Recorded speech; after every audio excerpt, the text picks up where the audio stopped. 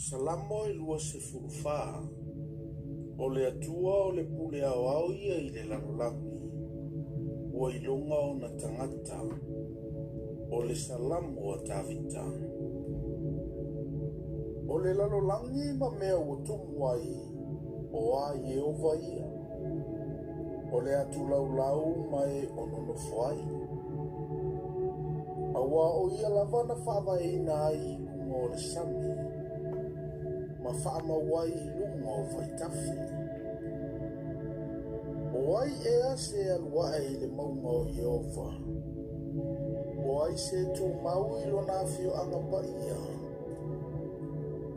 O le ua iai ma mama. Ma le loto mama. O le naunaulo na loto i le mea whatawaa. Ma ua le tauto wha ole ole. Na te maua le manuia mai a Yehova. Ma le amio tonu mai le atua o lona whaoratanga. O le tupulanga le na sa ili ia te